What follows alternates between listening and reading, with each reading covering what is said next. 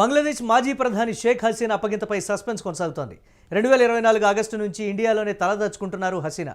హసీనా అప్పగింతపై ఇప్పటివరకు భారత్ స్పందించలేదు.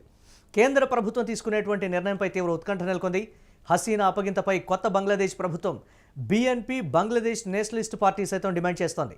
ఇప్పటికే భారత్కు విజ్ఞప్తి చేసింది బంగ్లా ప్రధానిగా ఉన్నటువంటి తారిక్ రెహమాన్. అలాగే చట్టం ప్రకారం ఆమెకు శిక్ష పడాలని కూడా తారిక్ రెహమాన్ అంటున్నారు. హసీనాకు మరణశిక్ష విధించింది Bangladesh international crimes tribunal. Hasina అనేక అక్రమాలకు పాల్పడిందంటూ కూడా తీవ్ర ఆరోపణలు అయితే వ్యక్తమవుతున్నటువంటి పరిస్థితి ఉంది. దీనిపై మరిన్ని అప్డేట్స్ మా కరెస్పాండెంట్ వెంకట్ అందిస్తారు. వెంకట్, ఏం జరగబోతుంది షేక్ హసీనా విషయంలో అనేటువంటి మాట కొత్త ప్రభుత్వం ఏర్పడగానే ఇచ్చినటువంటి అడిగినటువంటి మొట్టమొదటి డిమాండ్గా కూడా దీనికి సంబంధించి వస్తుంది. అనుకూలంగా భారత్ బంగ్లాదేశ్కు ఉంది అనేటువంటి ఒక సంకేతాలు ఇచ్చినప్పటికీ కూడా అనుకూలంగా ఉన్నారు కదా, మాకు అనుకూలంగా ఈ ఒక్కటి చేసి పెట్టండి అని బంగ్లాదేశ్ నుంచి వస్తున్నటువంటి రిక్వెస్ట్గా కూడా చూస్తున్నటువంటి పరిస్థితి ఎలా ఉండబోతుందంటారు ఈ సస్పెన్స్ అంశానికి సంబంధించి? అంటే దీనికి సంబంధించి అయితే నా అభిప్రాయం ప్రకారం ఇది వ్యక్తిగత కక్ష సాధింపుగా అని చెప్పుకోవచ్చు. ఎందుకంటే ఖలీదా జియా మరణం, అంటే మాజీ ప్రధాని ఖలీదా జియా ఎవరైతే ఉన్నారో ఇప్పుడు తారిక్ రెహమాన్ తల్లి దాదాపుగా అంటే కొడుకు తన రాజకీయ భవిష్యత్తు నాశనం చేశారు. అంటే ఆమె బతుకున్నప్పుడు కూడా గత ఏడాది ఆమె మరణించారు. ఆమె బతుకున్నప్పుడు కూడా తన కొడుకు రాజకీయ భవిష్యత్తును హసీనా నాశనం చేశారనే కోపం ఆమెలో చాలా ఉండేది.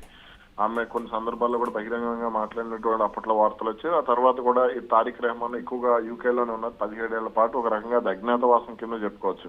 ఆ తర్వాతే ఎప్పుడైతే అవామీ లీగ్ ను ముస్లిం అవామీ లీగ్ ను మొన్నటి వరకు ఉన్నటువంటి తాత్కాలిక ప్రభుత్వం రద్దు చేసిందో, ఆ తర్వాత షేక్ హసీనాకు మరణశిక్ష ఎవరైతే విధించారో ఇంటర్నేషనల్ క్రైమ్స్ ట్రిబ్యునల్ ఐసీటీ ఎవరైతే ఉన్నారో వాళ్ళు విధించిన తర్వాత ఆమె బంగ్లాదేశ్ వెళ్లేందుకు కూడా మొగ్గు చూపటం లేదు. ఒకవేళ ఇక్కడి నుంచి తన కూతురు ఎక్కడైతే ఉన్నారో లండన్ వెళ్లిపోయేందుకు కూడా షేక్ హసీనా రెడీ అవుతున్నారనే ప్రచారం కూడా జరిగింది. అయితే ఇప్పుడు అంటే బంగ్లాదేశ్ లో కొత్త బీఎన్పీ ప్రభుత్వం, బంగ్లాదేశ్ నేషనలిస్ట్ పార్టీ ప్రభుత్వం ఏర్పడిన తర్వాత షేక్ హసీనాను తమకు అప్పగించాలంటే భారత్ కూడా కొంత హర్షం వ్యక్తం చేసినటువంటి పరిస్థితి ఉంది. ఎందుకంటే అక్కడ మనం మాట్లాడుకున్నట్టుగా జమాతే ఇస్లాం అధికారంలోకి రాలేదు.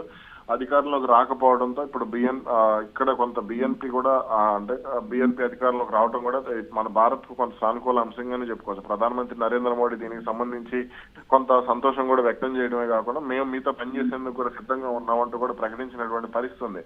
అందుకే ఇప్పుడు ఈ అంశానికి సంబంధించి కొంత అంటే వాళ్ళు కలిసి పనిచేద్దాం అంటున్నారు, ప్రజాస్వామ్య ప్రభుత్వం అంటున్నారు. కాబట్టి ఇప్పుడు ఎవరైతే ఇక్కడ అక్రమాలకు పాల్పడ్డారో, నేరాలకు పాల్పడ్డారో, విద్యార్థుల ప్రాణాలు తీశారో, బంగ్లాదేశ్ ప్రజల ప్రాణాలు తీశారో ఆమెను మాకు అప్పగించండి, ఆమెను మాకు అప్పగించిన తర్వాత ఏమైనా ఉంటే మాట్లాడుకుందాం అంటూ కూడా బంగ్లాదేశ్ ప్రభుత్వం చెప్తున్నట్టు తెలుస్తుంది. దీనికి సంబంధించి ఇప్పటికే తారిక్ రెహమాన్ నేరుగా భారత ప్రభుత్వాన్ని కూడా విజ్ఞప్తి చేసినటువంటి పరిస్థితి ఉంది. కాబట్టి దీనికి సంబంధించి అంటే ప్రధానమంత్రి నరేంద్ర మోడీకి షేక్ హసీనాకు మధ్య మంచి సంబంధాలు ఉన్నటువంటి నేపథ్యంలో అంటే వీళ్ళిద్దరు అన్న చెల్లెలుగా కూడా బంగ్లాదేశ్ లో చెప్పుకునే పరిస్థితి ఉంది. అక్కడ ఈశాన్య రాష్ట్రాల్లో కూడా దీనికి సంబంధించి కొంత కామెంట్స్ కూడా వింటూనే ఉంటాం. కాబట్టి ఇప్పుడు షేక్ హసీనాను ఇస్తేనే కొంత బంగ్లాదేశ్ భారత్ కు మధ్య సంబంధాలు మరింత బలోపేతమయ్యే అవకాశం ఉన్నది. తాజాగా జరుగుతున్నటువంటి ఉద్రిక్తతలు కూడా ఒక కొలిక్కి వచ్చే అవకాశం ఉంటుందనేది ఇప్పుడు తాజాగా బంగ్లాదేశ్ నేషనలిస్ట్ పార్టీ చెప్తున్నటువంటి మాట. అంటే షేక్ హసీనా విషయంలో అంతర్జాతీయ దౌత్యం కూడా జరుగుతోంది అనేటువంటి ఒక మాట కూడా వినపడుతుంది. భారత్ మీద సరే బంగ్లాదేశ్ సంగతి పక్కన పెడితే ఇతర దేశాలు కూడా బంగ్లాదేశ్లో పరిస్థితులన్నీ సద్దుమణగాలి, యువత కూడా శాంతించాలి అని అంటే హసీనాను అప్పగించడమే ప్రస్తుతం భారత్ ముందు ఉన్నటువంటి లక్ష్యం అనేటువంటి ఒక మాట కూడా చెప్తుంది. అసలు ఈ కోణాన్ని చూడొచ్చు అంటారా అంతర్జాతీయ దౌత్యానికి సంబంధించి? నేను ఇప్పుడు మీతో చెప్తున్నాను, బంగ్లాదేశ్ కి షేక్ హసీనాను భారత్ అప్పగించదు, 100% అప్పగించే పరిస్థితి లేదు. అది ఎన్ని చర్చలు జరిగినా సరే అప్పగించే అవకాశమే లేదు. గతంలో ఇప్పుడు ఎలాగైతే కొంతమందికి సంబంధించి అంటే గతంలో ఇప్పుడు పాకిస్తాన్ అధ్యక్షులుగా పనిచేసిన వాళ్ళు యూకే వెళ్ళి తలదాచుకునేటువంటి పరిస్థితి ఉండేది.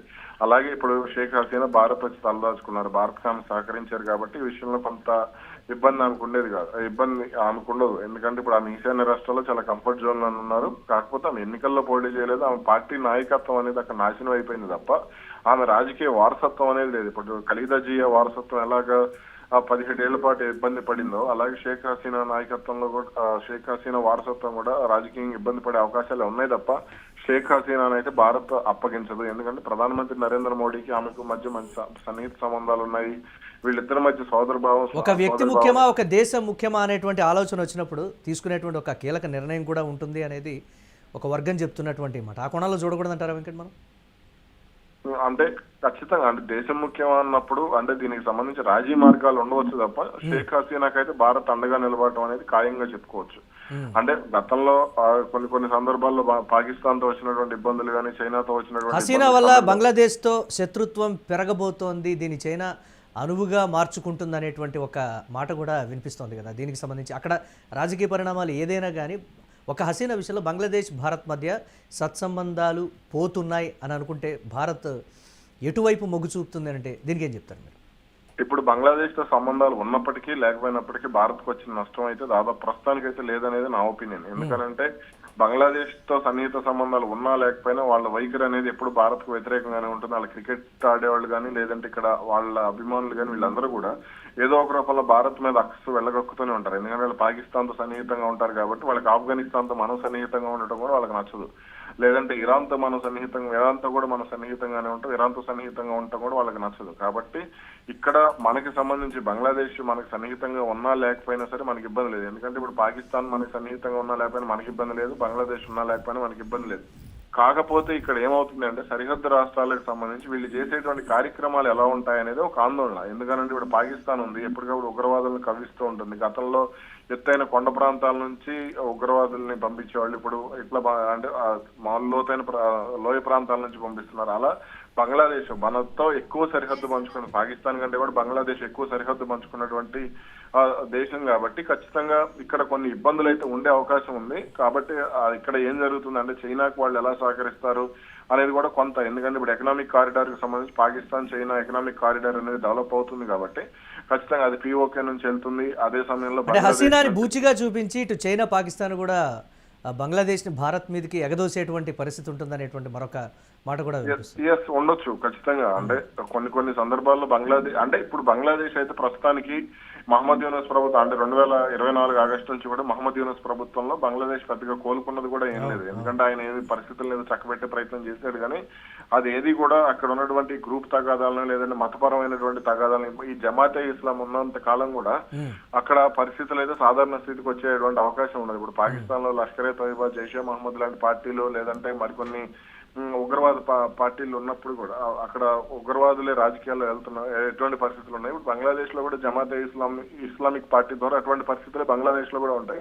కాబట్టి బంగ్లాదేశ్ లో సానుకూల వాతావరణం ఉండదు. షేక్ హసీనాను భారత్ అయితే అప్పగించేటువంటి అవకాశం ఉండదు. ఎందుకంటే అది ఒక రకంగా భారత్ కు నమ్మక ద్రోహమే అవుతుంది. హసీనా 2014 నుంచి కూడా, అంతకు ముందు సంగతి పక్కన పెడితే 2014 నుంచి కూడా భారత్ తో సన్నిహితంగా ఉన్నప్పుడు భారత్ ఎలా ఆమె ప్రాణాలను ఇప్పుడు బంగ్లాదేశ్ కి ఆమెను అప్పగిస్తే ఖచ్చితంగా ఆమె ఇబ్బంది పెడతారు, ఆమె ప్రాణాలు తీస్తారు. అలాంటప్పుడు ఒక నమ్మక ద్రోహం ఖచ్చితంగా అది ప్రపంచవ్యాప్తంగా కూడా భారత్ ను ఒక రకంగా రాజకీయంగా ఇబ్బంది పెట్టేటువంటి అంశం కూడా అయ్యే అవకాశం ఉంటుంది ఖచ్చితంగా. అంటే ఇప్పుడు మనం చూసుకుంటే కనుక ప్రధానమంత్రి నరేంద్ర మోడీని ఇప్పటికీ ఈ అంశంలో అమెరికా జోక్యం కూడా ఉండబోతోంది అనేటువంటిది మరొక ఖచ్చితంగా. ఎందుకంటే ఇప్పుడు ట్రంప్ ఉన్నాడు, ట్రంప్ నోటితోలతో ఏ విధంగా మాట్లాడే అవకాశం ఉంటుంది. ఇప్పుడు షేక్ హసీనాకు ఖచ్చితంగా భారత్ కు ఆమె సహకరించారు, పదవి ఉన్నంత కాలం కూడా భారత్ కు సహకారంగానే ఉంది. అలాంటప్పుడు ఆమె ప్రాణాలు తీసే విధంగా అప్పుడు అప్పగిస్తే అది ఖచ్చితంగా ఇటు ప్రతిపక్షాలు కూడా అవకాశం ఇచ్చినట్టే ఉంటుంది కదా.